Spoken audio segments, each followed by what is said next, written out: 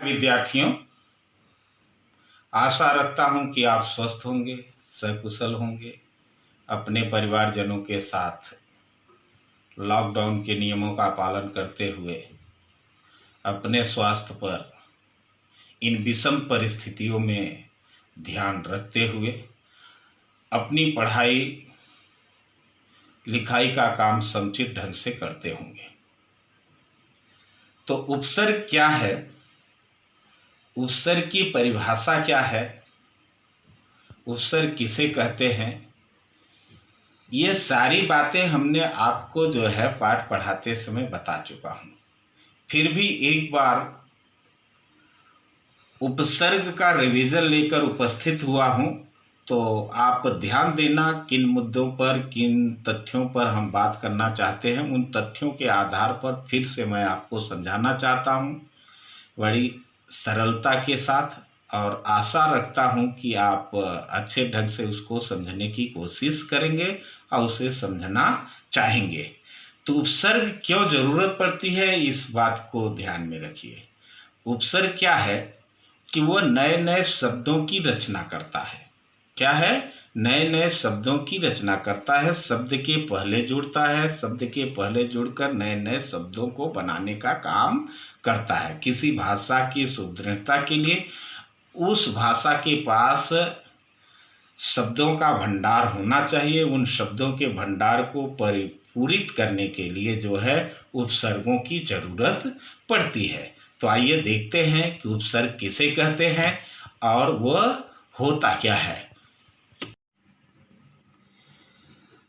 उपसर्ग की परिभाषा बताने के पहले हम आपके सामने दो वाक्य बताना चाहते हैं। दो वाक्यों में इसका उपयोग करके बताना चाहते हैं कि उपसर्ग लगाने से कितना अंतर हो जाता है। हमें अपने देश का मान रखना चाहिए।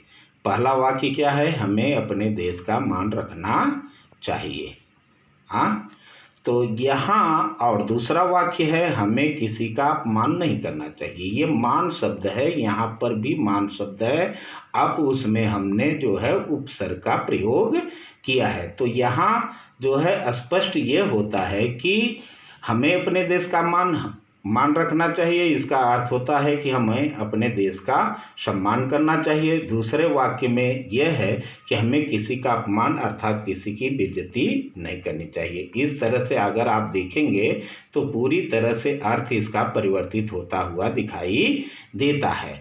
अब आइए हम देखते हैं कि उपसर्ग की परिभाषा क्या है। भाषा के वे सार्थक लघुत्तम खंड जो किसी शब्द के प्रारंभ में लग करके एक नए शब्द की रचना करते हैं, वे उपसर्ग कहलाते हैं। तो इससे यह स्पष्ट होता है कि सार्थक लघुत्तम खंड जिसका कोई अर्थ जो है उपसर्ग के आधार पर होता हो। किसके आधार पर होता है? उपसर्ग के आधार पर होता हो, और वह किसी शब्द के प्रारंभ में जुड़ता हो, पहले जुड़ता हो। तो वह जिस शब्द के प्रारंभ में जुड़ता है उस शब्द का अर्थ पूरी तरह से परिवर्तित करके एक नया शब्द बनाने में वह समर्थ होता है। यहाँ हम एक ही शब्द लेते हैं, हार शब्द। हार से हमने जो है 4 शब्द बनाने की कोशिश किया है। देखिए, हार शब्द, हार का अर्थ होता है श्रृंखला, या हार का शब्द होता है माला। लेकिन दोनों अर्थों में इसका उपयोग जैसे जैसे हम उपसर्ग लगाएंगे वैसे वैसे उसका अर्थ परिवर्तित होता जाएगा। जैसे हम उप जो है हार में उपसर्ग लगाए तो उसका अर्थ हार का बदलकर भेंट, उपहार का अर्थ हो गया भेंट, और सौगात, ये उपहार एक नया शब्द बन गया उप प्रत्यय लगाकर हार में। इसी तरह से हार शब्द फिर हमने लिया, हार में हमने प्र उपसर्ग लगाया।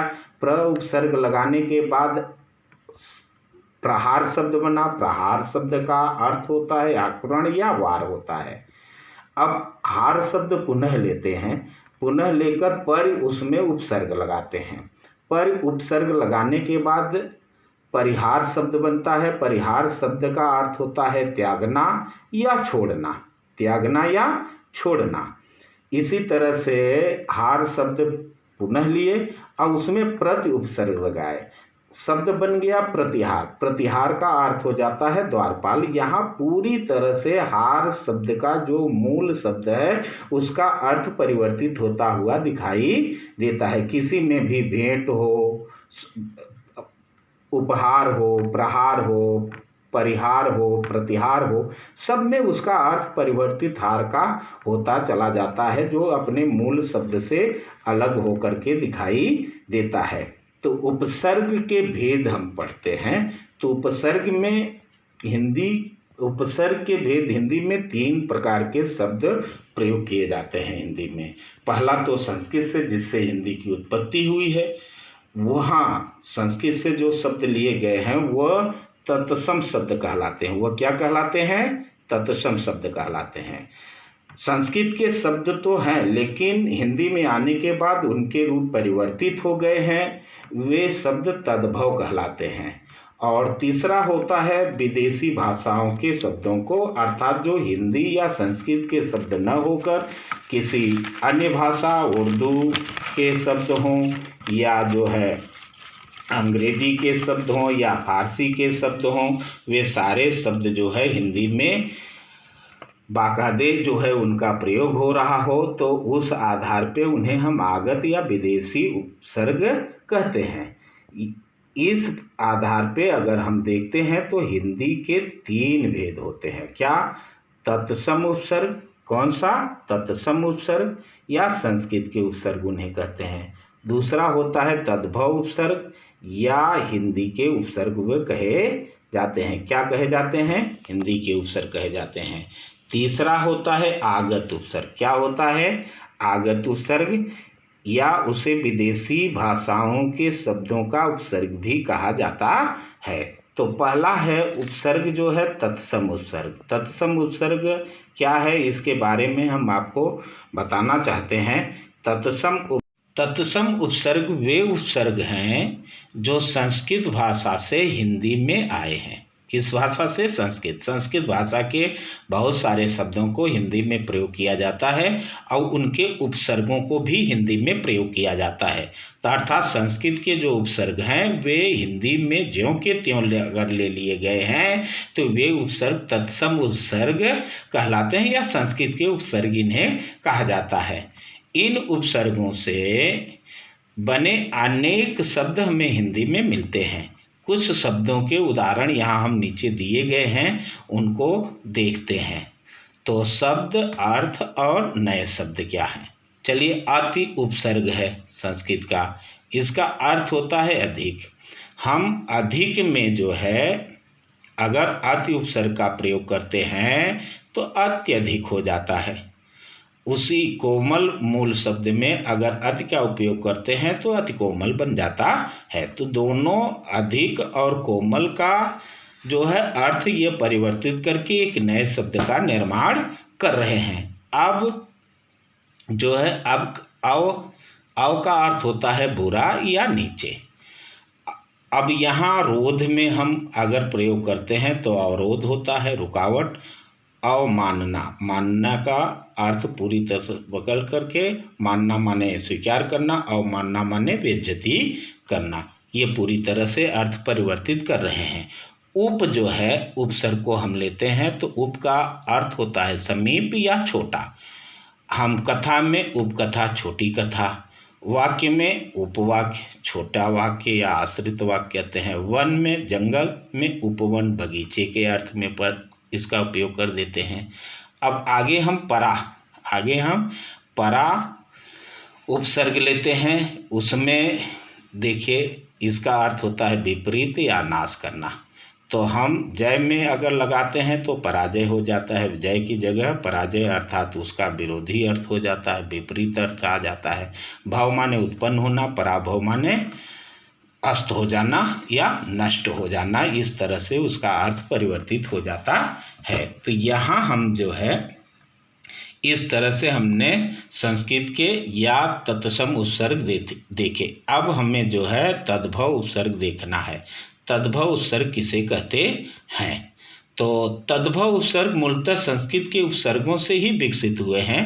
पहले भी हमने आपको बताया कि ये संस्कृत के तो हैं, लेकिन हिंदी में आने के बाद इनके रूप परिवर्तित हो गए हैं। जैसे हम संस्कृत में कान को कर्ण कहते हैं, हिंदी में उसको कान कहते हैं, उसका परिवर्तित स्वरूप होता है। उसी तरह से जो है संस्कृत के उपसर्गों का हिंदी में प्रयोग हिंदी शब्दों के आधार पर अगर हम करते हैं तो वे उपसर्ग तद्भव उपसर्ग कहे जाते हैं। तो अब इनको हिंदी में हिंदी का उपसर्ग भी हम इन्हें कहते हैं। किसका उपसर्ग कहते हैं? हिंदी का उपसर्ग कहते हैं। जैसे हम यहाँ देखते हैं अ उपसर्ग है, उपसर्ग अ है जिसका अर्थ अभाव या निषेध होता है। अब इसको जो है भय में करते हैं तो अभय, जो निर्भय हो, जिसको भय न हो। भिन्न माने अलग, अभिन्न माने जो अलग न हो। मर माने मृत, अमर माने जो जिसकी मृत्यु न हो। अर्थ पूरी तरह से परिवर्तित हो जाता है। अध शब्द लेते हैं, अध का होता है आधा। पका माने पकना, अध पका माने आधा पक्का आधा कच्चा, इसका अर्थ परिवर्तित हो गया। जला माने जलना, अध जला माने आधा जला हुआ आधा नहीं जला हुआ। खिला माने खिलना या प्रफुल्लित होना, यहाँ अध खिला माने आधा ही खिला हुआ। तो यहाँ इसका अर्थ परिवर्तित हो रहा है। अब दूसरा जो है हम लेते हैं दो उपसर्ग। दो उपसर्ग का अर्थ होता है बुरा या हीन होना। उसका हम बला शब्द में अगर लेते हैं तो दुबला हो जाता है, जो दुर्बल के लिए प्रयोग होता है। लार एक प्रकार की का लार जो है शब्द है, अगर उसमें हम जो है दू लगा देते हैं, दुलार माने प्यार हो जाता है। खेद में खद, खेद शब्द का खद अगर हम लेते हैं मूल तो दुख होता है, दुखद माने यहाँ अत्यधिक दुखित हो जाता है। तो यहाँ इसके अर्थ परिवर्तित होते जा रहे हैं। अव हम ले रहे हैं, क्या ले रहे हैं? अव। अव का अर्थ होता है बुरा होना। अब गुण में ले लिए अवगुण, गुण का विरोधी हो जाता है। घट घाट अवघट पूरी तरह से अर्थ परिवर्तित कर देता है। अवसर, सर में लेते हैं अवसर बन जाता है। इस तरह से शब्दों के अर्थ परिवर्तित होते जाते हैं। आइए हम आगत शब्द, तीसरा जो है वो आगत है, विदेशी उपसर्ग जिसे कहते हैं। वे उपसर्ग जो विदेशी भाषाओं से हिंदी में आए हैं, जैसे अरबी के, उर्दू के, फारसी के, फ्रांसीसी के या अंग्रेजी के ही उपसर्गों का हम जब प्रयोग हिंदी शब्दों के साथ या अंग्रेजी शब्दों के साथ करते हैं तो हमें आगत या विदेशी उपसर्ग उसे कहते हैं हम। तो देखिए उपसर्ग है, यहाँ अर्थ है, नए शब्द उसके बन रहे हैं। बे लेते हैं, बे का अर्थ होता है बिना। बे का अर्थ क्या होता है? बिना। अब ये इज्जत या इज्जत के साथ अगर लेते हैं तो बेइज्जती होता है। मान के साथ लेते हैं तो बेईमान बन जाता है। इसी तरह से ला उपसर्ग को हम लगाते हैं जिसका अर्थ होता है बिना। अब लाचार, चार में अगर लगा दिए तो लाचार मजबूर बना देता है। जवाब में लाजवाब जिसका कोई उत्तर न हो और जवाब का उत्तर होता है। लापता, पता माने ठिकाना होता है, लापता माने जिसका कोई पता न हो। पूरी तरह से अर्थ परिवर्तित कर दे रहा है। ना प्रत्यय हम लेते हैं, ना का अर्थ होता है अभाव। लायक जो अच्छा हो, नालायक जो बुरा लड़का हो। पसंद जो अच्छा लगता हो, नापसंद जो पसंद न आता हो। गैर शब्द, गैर उपसर्ग लेते हैं। गैर उपसर्ग का अर्थ होता है भिन्न। यहाँ जिम्मेदार जो अपनी जिम्मेदारियों को समझने वाला हो, जिम्मेदार कहलाता है। गैर जिम्मेदार जो जिम्मेदारियों को न समझे। गैर हाजिर, गैर हाजिर में हाजिर माने उपस्थित होना, गैर हाजिर माने जो अनुपस्थित होना। इस तरह से हम नए नए शब्दों का निर्माण करने के लिए शब्द के पूर्व, शब्द के प्रारंभ में शब्दांशों को जोड़कर नए नए शब्दों का निर्माण करते हैं और उन नए नए शब्दों का निर्माण करके हम अपनी भाषा में प्रयोग करते हैं, अपने साहित्य में उसका प्रयोग करते हैं। वह सारे के सारे शब्द अपने अर्थों में भिन्न हो जाते हैं। ऐसे भिन्न अर्थों को प्रकट करने के कारण ही उपसर्गों का प्रयोग किया जाता है, उन्हें ही हम उपसर्ग कहते हैं।